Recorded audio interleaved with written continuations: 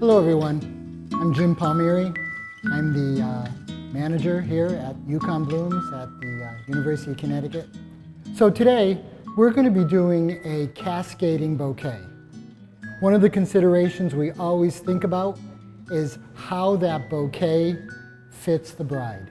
So we're going to start this cascading bouquet. So we're using, first of all, leatherleaf fern. And we start with the leatherleaf fern by bringing the cascade down first. We use fern as a backdrop.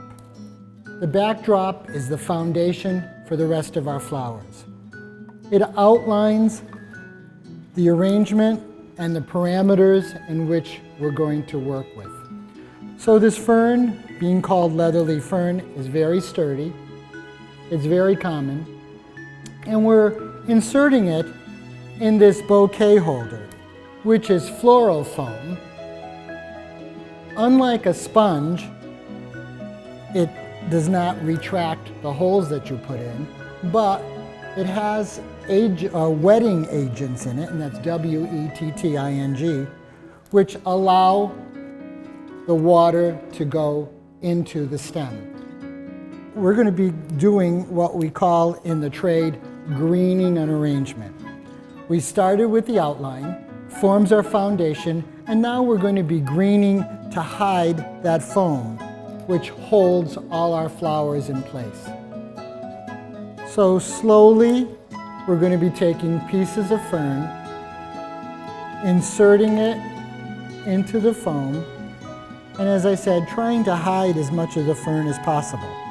You'll notice that I'm using a knife to do all my cutting, but nowadays, wouldn't be too unusual to use a pair of shears. Anything that'll give you a nice clean cut. So we're cutting the ferns, we're inserting them, and they come at different levels.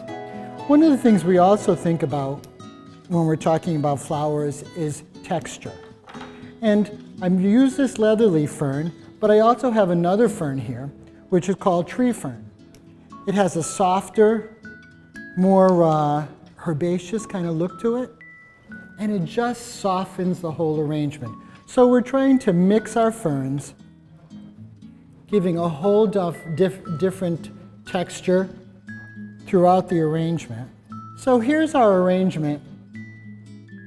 We've greened it all. We don't need to green it totally because we have to make sure there's space for the flowers. So you see the cascade coming down. We have an upward point, and then we'll just put a little bit more of this tree fern to give us some more texture and a softer look.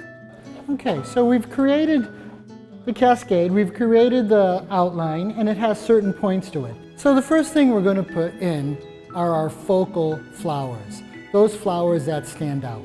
So in this case, I've decided on these lavender carnations. We cut them. One of the things always to remember is to cut long. Always cut on an angle. And then in beginning design work, I always work in triangles. Triangles are always easy, and usually equilateral triangles. And we'll put an equilateral triangle in the center of this cascade, leaving us some space. The focal point where our eye will go to. So once we've done this triangle, we can start thinking about forming the outline of the bouquet. We could use a definite long flower. We call this a line flower. In this case, we're taking this snapdragon. And the snapdragon will be inserted right in the base of our bouquet to give us that long cascading look. So once we've done that, we can also get some snapdragons and make some points around the edge of the arrangement.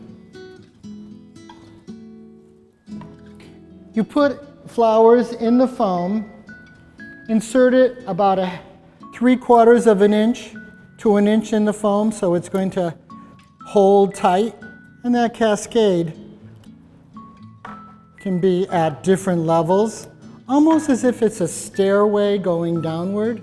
So as you can see, we've created some points and our outline is becoming more fixed. So now, we also want to create our top point. We have some beautiful alstroemeria which we grow here at the university. And we'll do our height of our arrangement. And we can insert this in all different areas. Cut long, you're inserting it into the foam about 1 inch. It'll hold tight. So now it's really just a matter of filling in. We could fill in with a number of different items. I'm going to be using baby's breath. Baby's breath, known as a filler flower, but it also serves as a different size flower, not a large flower, gives us some dimensional differences. And then I'll also be using some miniature carnations. And before you decide on the definite cut, you may want to just bring it over to the arrangement, see how it fits. So I'm going to start with the outline again. We've got the cascade, and I'm going to start going circular around it with not only miniature carnations, but also lavender and white daisies. The foam allows us to place them as close or as far as we want. Achieving the dexterity of knowing how to cut is one way to become a more professional looking florist. But the other thing we're trying to create is height and depth. If you'll notice on the top here, I've put 2 white daisies. I'm going to put another one by itself a little lower, just to give us that height accentuating depth and depth accentuating height. And now it's just a matter of filling in with different flowers and wanting to make sure that none of the flowers are really too boring in the sense that you put 2 flowers very similar next to each other.